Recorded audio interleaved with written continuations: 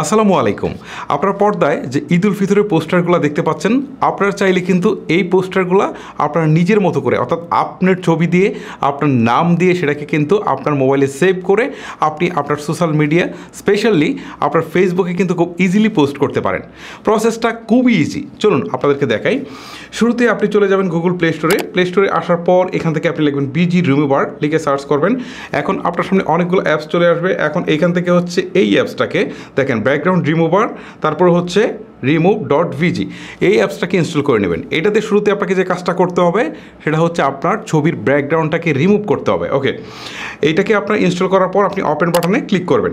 Click করার পর এটা ওপেন হবে। এখন এখান থেকে আপলোড ইমেজ নামে যে অপশনটা আসছে এখানে ক্লিক দিবেন। ক্লিক দেওয়ার পর আপনি যে ছবিটার ব্যাকগ্রাউন্ড রিমুভ করতে চান, অর্থাৎ যেটাকে আপনি পোস্টারে লাগাবেন, সেটাকে আপনার এখানে আনতে হবে। সো আমি এখান থেকে গ্যালারিতে ক্লিক করছি। ক্লিক করার পর আমি দেখি আমার ছবিটা কোথায় রয়েছে। এই হচ্ছে আমার ছবি, ছবিটার উপর একটা ক্লিক করছি। এখন এই ছবিটা এখানে আসছে। এখানে কিছুক্ষণের মধ্যে এটা ব্যাকগ্রাউন্ডটা চেঞ্জ হয়ে যাবে, অর্থাৎ ব্যাকগ্রাউন্ডটা এখান থেকে সরে যাবে। ওকে, আমার ব্যাকগ্রাউন্ডটা কিন্তু এখান থেকে রিমুভ হয়ে গেল। সো এখান থেকে ডাউনলোড যে অপশনটা রয়েছে এখানে ক্লিক দিলে এটা কিন্তু আমার গ্যালারিতে ডাউনলোড হয়ে যাবে। ওকে, আমার এটা ডাউনলোড হয়ে গেছে। এখন ভিউ ফটোস এখানে ক্লিক দেই। সো এটা কিন্তু এখন আমার গ্যালারিতে চলে গেছে। এখন আমাকে এখান থেকে ব্যাক করে চলে আসতে হবে। এখন আমাকে আবার হচ্ছে গুগল প্লে স্টোর থেকে আরও একটা অ্যাপস ইনস্টল করতে হবে। ওকে, সো প্লে স্টোরে আমি কি এখান থেকে লিখি হচ্ছে পিক্সেল ল্যাব। ঠিক আছে, পিক্সেল ল্যাব লেখার পর এই যে দেখেন পিক্সেল ল্যাবের অ্যাপসটা চলে আসছে পিকচার এডিটর নামে। ঠিক আছে, এটাকে আপনারা ইনস্টল করার পর এখান থেকে ওপেন বাটনে ক্লিক করবেন। এখন ঠিক এরকম একটা ইন্টারফেস আসবে। এখান থেকে যে টেক্সটটা আছে এটার আগে রিমুভ করে দিতে হবে। সো এটা এই পাশে দেখেন ডিলিট একটা আইকন রয়েছে, এখানে ক্লিক দিলে কিন্তু তারপর এখানে ওকে দিলে এটা চলে যাবে। এখন আপনাকে যে কাজটা করতে হবে, ডান পাশে 3 ডটস রয়েছে, এখানে একটা ক্লিক করতে হবে।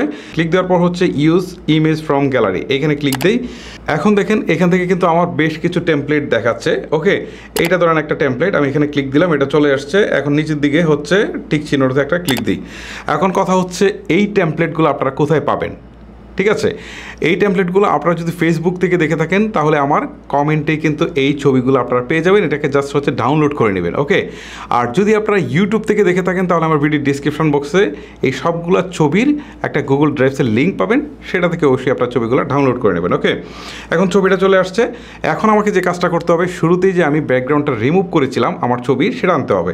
সো এটা আনার জন্য এই যে দেখেন এই পাশে, ঠিক আছে, বাম পাশে একটা প্লাস আইকন রয়েছে, এখানে ক্লিক দেবো। দেওয়ার পর হচ্ছে এখান থেকে ফ্রম গ্যালারি, ঠিক আছে, এখানে ক্লিক দিলাম। ক্লিক দেওয়ার পর এই যে আমার ছবিটার উপর একটা ক্লিক দিলাম। এখন ছবিটা চলে আসছে। এখন নিচের দিকে টিক চিহ্নতে একটা ক্লিক করে দিই। এখন ছবিটাকে জাস্ট আমি টেনে একটু নিচের দিকে নিয়ে আসি।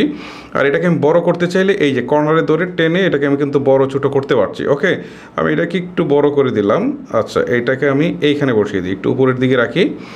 রাখার পর এখন কিন্তু এখান থেকে এটা আমার কাজ শেষ। এইখানে ক্লিক দেওয়ার পর এই যে লক একটা আইকন আছে দেখেন, এখানে ক্লিক দিয়ে এটাকে আমি লক করে দিই। ওকে, লক করে দিলে এটা খুব একটা নড়াচড়া করতে পারবে না, এই হচ্ছে সুবিধা।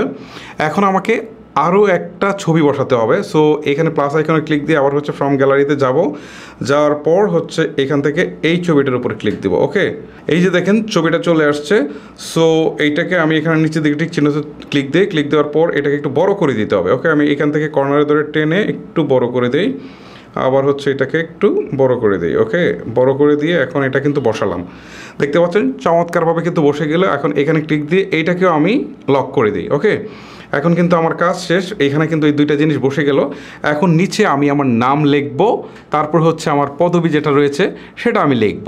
লিখলেই কিন্তু আমার কাজ এখান থেকে শেষ, আর তেমন কিছু করতে হচ্ছে না। ওকে, নাম লেখার জন্য আবার এই প্লাস আইকনে ক্লিক করতে হবে। আবার টেক্সট এখানে ক্লিক করতে হবে। টেক্সটে ক্লিক করার পর এখান থেকে কিন্তু একটা ডিফল্টের টেক্সট, এই যে দেখেন একটা টেক্সট কিন্তু এখানে বসে গেছে। সো আমাদেরকে যে কাজটা করতে হবে, এই টেক্সটের উপরে ডাবল ক্লিক করতে হবে। এই যে আমি ডাবল ক্লিক করলাম। এখন এখান থেকে এটাকে আমি কেটে দিই। ঠিক আছে, কেটে দিয়ে আমি যা লিখতে চাই, যদি বাংলায় লিখতে চাই বাংলা, ইংলিশ লিখতে চাইলে ইংলিশে, ঠিক আছে, আমি আমার নামটুকু দিয়ে দিচ্ছি। ওকে, আমি আমার নামটুকু লিখে ফেলেছি। এখন উপরের দিকে ওকে বাটনে একটা ক্লিক করছি। ক্লিক করার পর এই টেক্সটটা কিন্তু একদম উপরের দিকে চলে আসছে। এটাকে আমি একটু টেনে নিচের দিকে নিয়ে আসবো। এই যে আমি নিচের দিকে নিয়ে আসলাম। এখন এইটাকে কিন্তু ইচ্ছা মতো আমি বাড়াতে কমাতে পারছি। এইটাকে এই যে কর্নারে ধরে এখানে বাড়ানো কমানোর সুযোগ আছে। ওকে, আর যদি আমি চাই যে এটার ফ্রন্টটাকে চেঞ্জ করে দিব, তাহলে নিচের দিকে যে একটা আইকন রয়েছে এখানে ক্লিক দিতে হবে। তারপর এখান থেকে স্ক্রল করে এইদিকে আসলেই আপনি দেখতে পারবেন এই যে ফ্রন্ট নামে একটা অপশন রয়েছে, এখানে ক্লিক দিবেন। দেওয়ার পর হচ্ছে এই যে মাই ফ্রন্টে যাওয়ার পর এখান থেকে আমি একটা বাংলা ফ্রন্ট আগে থেকেই ডাউনলোড করে রেখেছিলাম। সো এটা সিলেক্ট করে দিলাম। সিলেক্ট করে দেওয়ার পর নিচের দিকে ওকে বাটনে ক্লিক করে দিলাম। এখন দেখেন ফ্রন্টটাও চেঞ্জ হয়ে গেছে, যে সৌজন্যে শামীম পারভেজ ইমেল।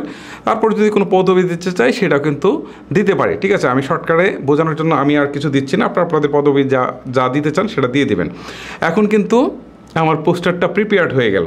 এখন এটাকে আমার সেভ করার পালা। ওকে, সেভ করার জন্য এই যে দেখেন উপর দিকে সেভের একটা আইকন রয়েছে, এখানে একটা ক্লিক দিলাম। এখন হচ্ছে সেভ অ্যাজ প্রজেক্ট, আর একটা হচ্ছে সেভ অ্যাজ ইমেজ। আমি সেভ অ্যাজ ইমেজে ক্লিক করলাম। ক্লিক করার পর এখন দেখেন সেভ টু গ্যালারি, এখানে আমি ক্লিক দিই। এখন কিন্তু এটা আমার গ্যালারিতে সেভ হয়ে গেল। ওকে, সো আমি এখান থেকে বেরিয়ে চলে আসি। এখন আমি গ্যালারিতে যাই। গ্যালারিতে আসার পর এই যে দেখেন আমার কিন্তু পোস্টারটা তৈরি হয়ে গেছে। ওকে, এখন এখানে যতগুলো নেম প্লেট আছে সবগুলো নেম প্লেট থেকে আপনারা আপনাদের মতো করে কাস্টমাইজেশনটা আসলে করে নেবেন। সবগুলা টেমপ্লেট কিন্তু একই রকম না। সো মোট কথা হচ্ছে আপনারা আপনাদের মতো কাস্টমাইজেশনটুকু করে নিতে পারবেন। সো গাইস, এই ছিল মূলত আমার আজকের ভিডিও। যদি আপনার কাছে ভিডিওটি ভালো লেগে থাকে তাহলে অবশ্যই একটি লাইক করবেন। আজকের মতো আমি হিমেল এখানে বিদায় নিচ্ছি। আল্লাহ হাফেজ।